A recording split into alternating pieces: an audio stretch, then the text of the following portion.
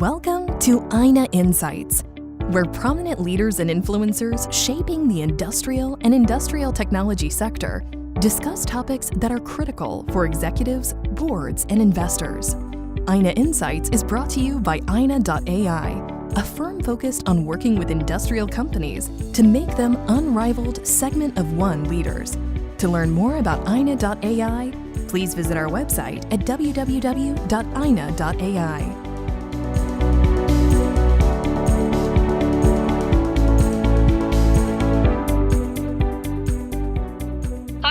And welcome to another episode of our Titanium Economy podcast series. Today we have the honor of hosting Mr. Carlos Magarinos, who is a globally recognized leader in industrial policy, economic development, and international relations. His versatile career spans politics, diplomacy, academia, and business, earning him accolades from 39 governments and institutions across the Americas, Europe, and Asia. During his stellar career at 31, he became Argentina's Secretary for Industry and later at 35 was elected Director General of the United Nations Industrial Development Organization, securing 36 out of the 53 country votes. Carlos, a very warm welcome to our podcast and very excited to hear your perspectives today, especially on industrial policy. Thank you very much, Nidhi. Thank you for such a generous introduction. I am very happy to have this opportunity to share with you some thoughts on industrial policy, global economy, and I value enormously what you do at Ayna and the promotion of the titanium economy. Perfect. Thank you so much, Carlos. So to get started, let's talk about the current global landscape for industrials, right? So how do you view the current state of industrial development across the globe? And in your view, what role should international organizations play in fostering sustainable growth for the sector? Well, I think that we are seeing rejuvenation of the industrial policy concept and the industrial policy drive on the global economy. A few years ago, when I was at UNIDO, industrial policy was almost a prohibited word in government policy. But nowadays, I think governments have recognized the importance of addressing the issue properly. And I think there is a mixture of things contributing to that. Geopolitical tensions on one side, sustainability requirements in another side, technological disruption. Governments understood that they can address these challenges better in partnership with the private sector. I think the recognitions of underappreciated industrial sectors to drive growth through innovation, as proposed by the titanium economy, is also gaining traction. And I think that's precisely the role that international organizations could play, that role of letting governments and the private sector to work together in a modern approach for industrial development. And strengthening the supply of global public goods. I think as national economies, they work and they enjoy the supply of public goods from government and increasingly from an association between governments and private sector institutions and even civil society organizations.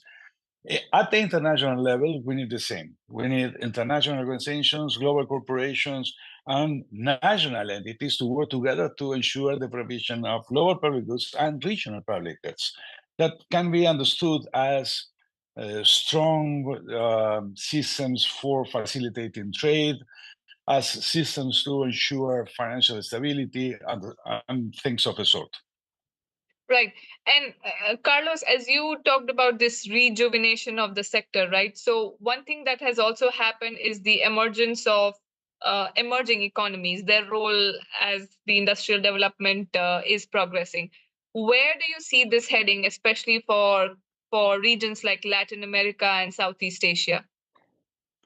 Well, I think you mentioned one of the features that define the concept of the global economy enter a new phase, even a new era, in the sense that Um, 3 or 4 decades ago, it was usual to think about developing economies and talk about developing economies, not emerging economies, as a small part of the global GDP, contributing a relatively, not small part, but about a third of the global GDP. But now, if you get together developing economies or emerging economies, as we are calling it today, they contribute more than half of the global GDP. And if we consider the power purchase parity, they even contribute more. So, and this is at the same time the reason behind the cause and the effect of the emergence of a new global middle class. So, and with the center in Asia, and so I think all regions now are seeing they have serious potential to contribute in a meaningful way to the growth of the global economy. Regions like Latin America, for example, they are very abundant in natural resources. Right. They are also strong in terms of the skills of a workforce, but they have to work very, very hard and rapidly on acquiring modern technologies.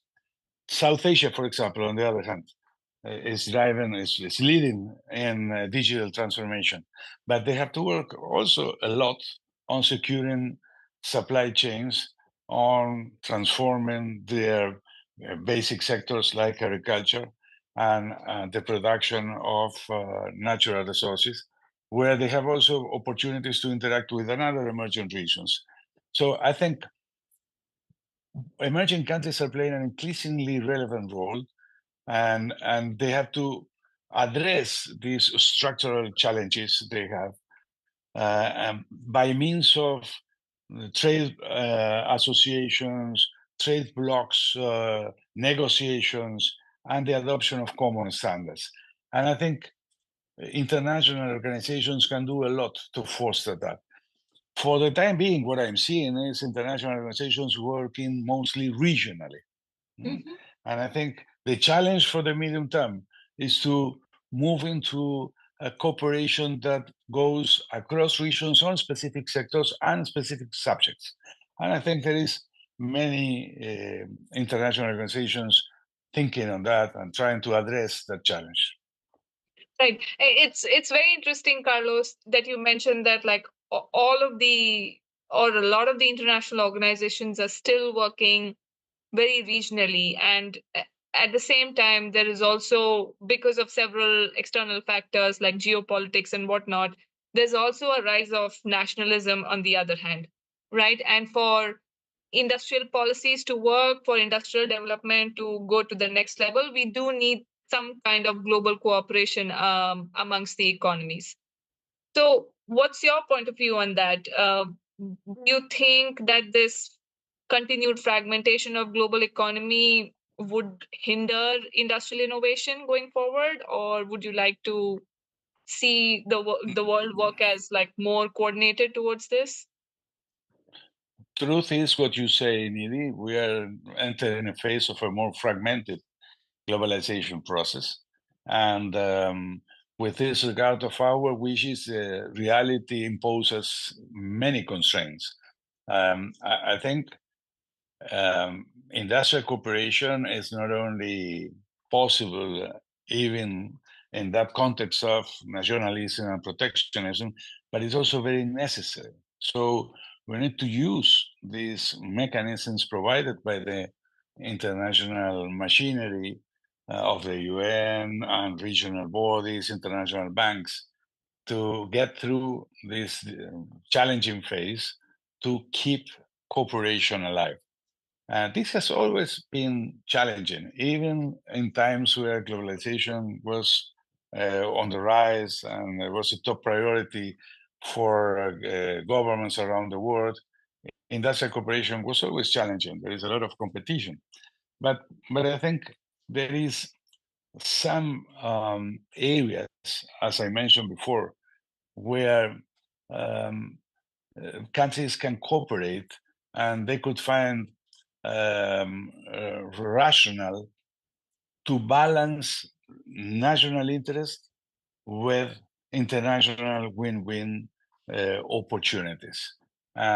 This is, as I said, in the area of global financial stability, in the area of mobilization of skills, information and technology, in the area of standards. There is a global race on who is going to set global standards for the future. And I think even in the context of that race, we could find areas of cooperations to balance this nationalism and protectionism with international cooperation. We did it before, and we need to do it for the future. Right. And Carlos, very interesting that you bring up the topic of balancing national interests with like global objectives, keeping in view industrial policy and development. So, from your experience over the years, are there any good examples of having done that while negotiating on an international stage? Any insights, any good examples you can share? Well, we have examples, for example, at the European Union, also at the origins of NAFTA, the North American Free Trade Agreement. You may recall at the beginning of the 90s, Nidhi, there was a drive towards regional trade blocks. And then this somehow is coming again. And we have examples also at Mercosur in Latin America, but there is also many cases at APEC. And there is also cases of international agreements which are considering specifically rules and regulations for small and medium enterprises. So I'm going again to my concept, the concept I proposed at the beginning. There is a number of opportunities to work on specific sectors and issues across regions to supply concrete public goods to ensure that we all win a share of a growing GDP cake. But going to concrete examples, I remember a case of Africa exporting certain types of fish to the European Union. Africans were working in a very inefficient manner because from time to time, regulations and safety concerns were raised in Europe regarding the fish exports. So we developed a joint program between Europe and Africa to secure safety standards and to enforce health regulations to get the flow of fish exports to stabilize and to give the capacity to predict the evolution of prices to the fish exporters. It worked very well. Yeah. And it replicated in other sectors like telecommunications, where we supply telecom units and devices to small towns in Central Africa to raise productivity, secure communications, facilitate the evaluation of the catch of natural resources or fish or other products to be exported. So there is many practical ways you can solve very concrete problems where everybody wins. Those who export, those who import, and the others which are supplying services for both sides. No?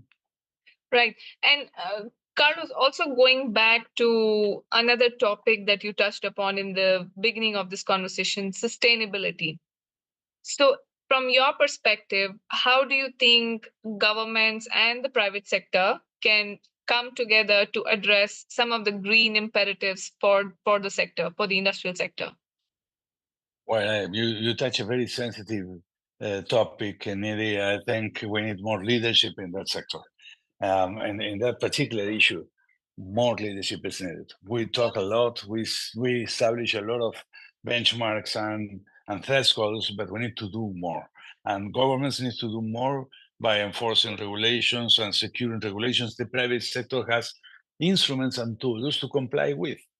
This is very much so. Civil society organizations need to be included. I mean, we're not going to address the sustainability challenge by means of government regulations alone or individual actions alone.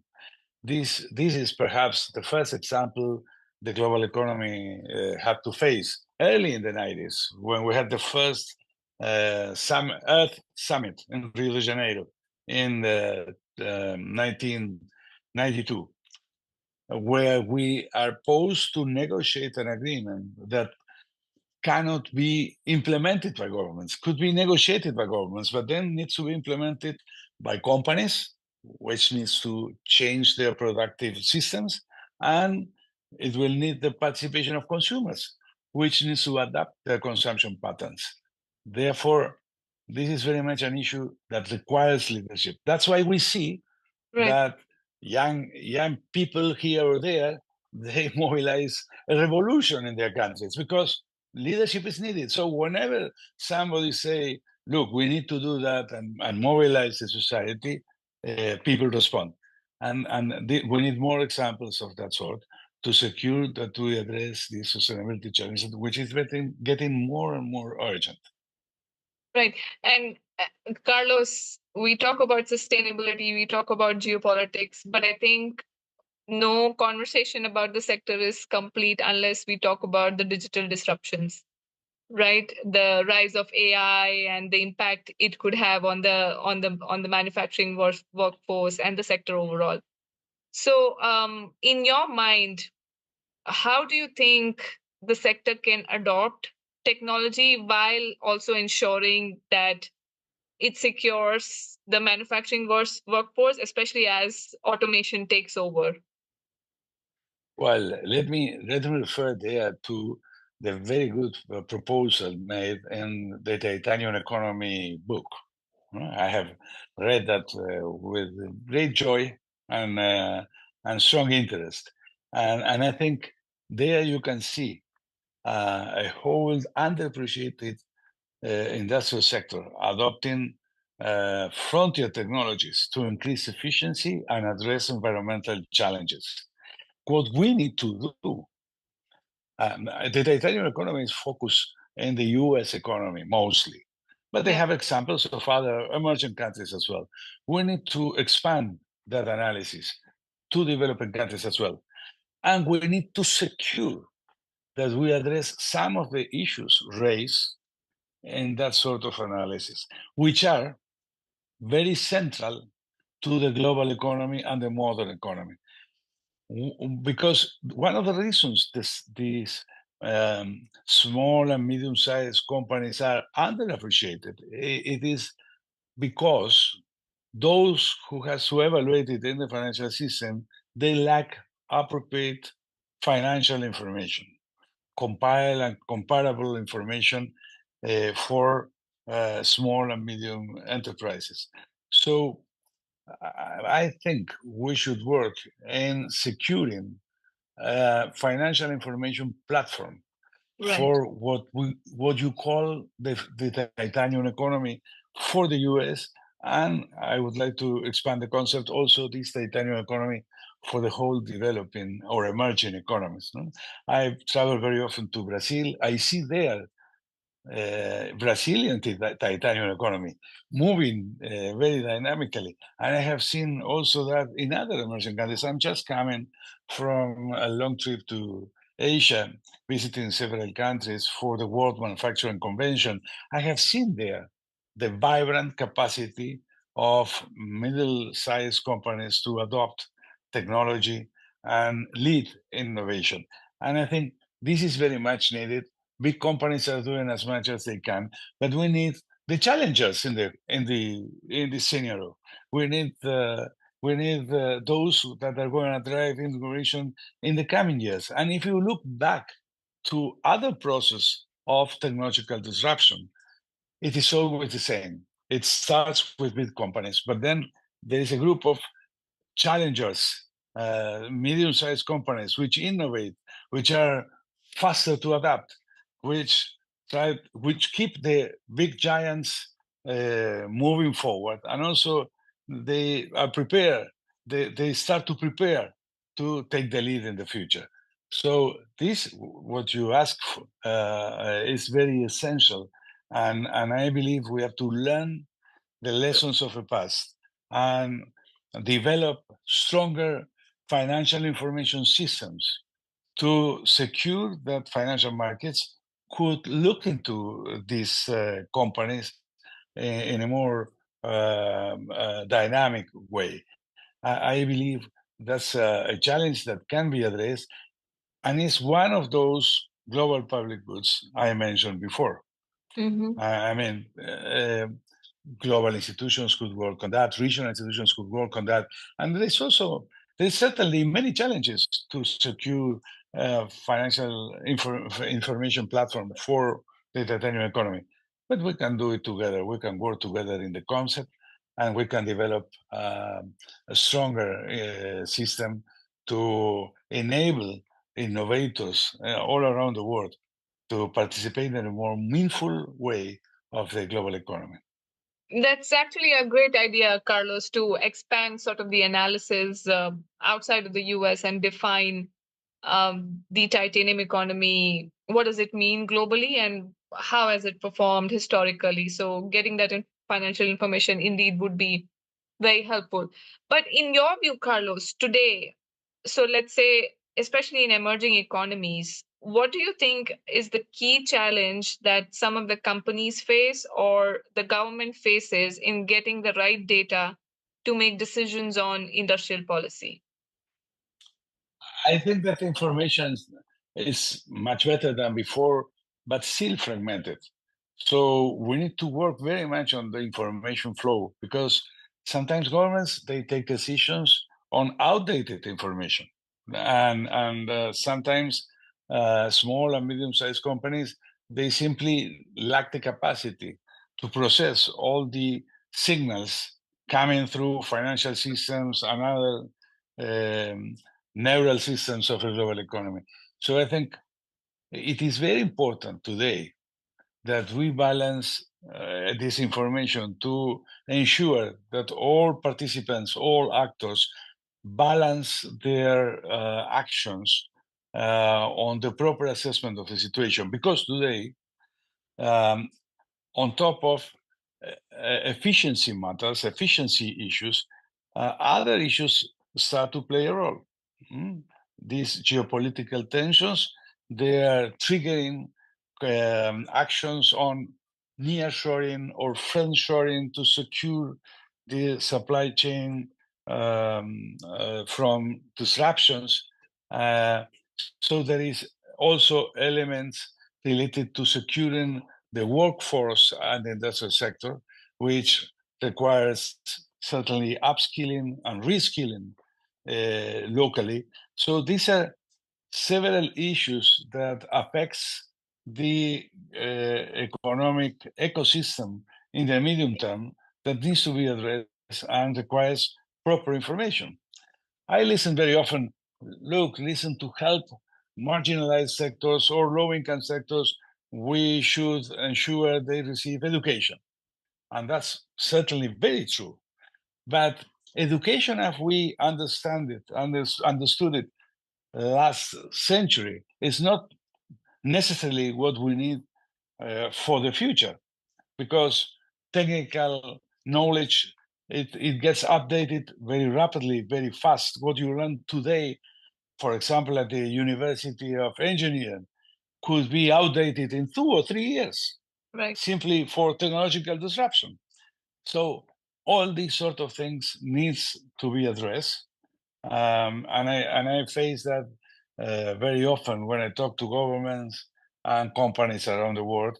They still very much thinking in terms of the 20th century. Uh, they are adapting fast, but we need to move this issue rapidly to ensure that we deal with the proper set of indicators for a very fragmented work, which is moving very rapidly. Makes sense.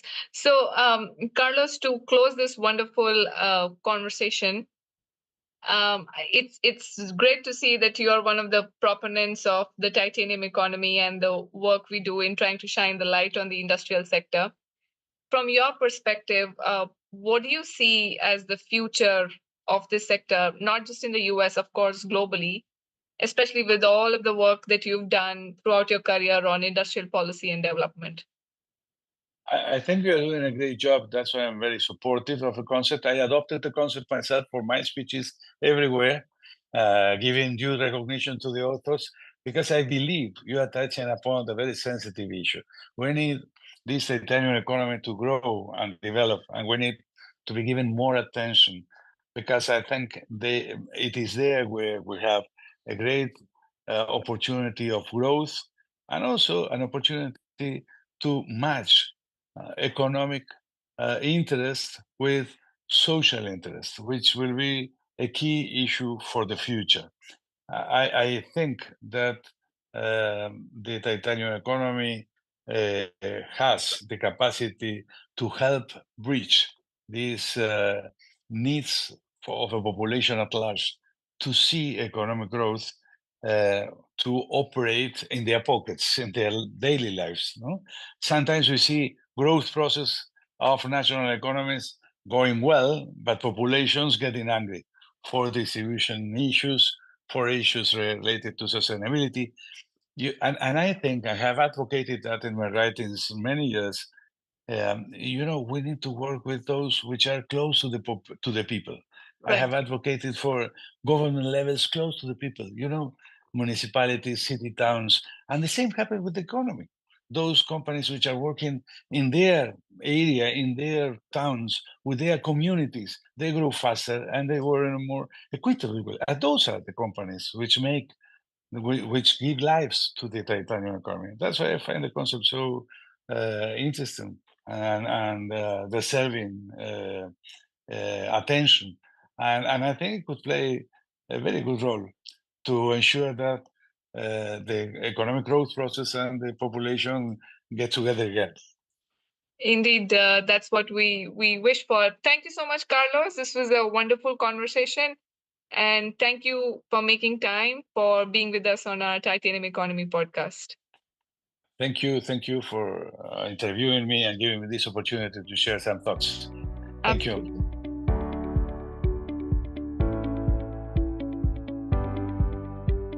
Thanks for listening to Ayna Insights. Please visit ayna.ai for more podcasts, publications, and events on developments shaping the industrial and industrial technology sector.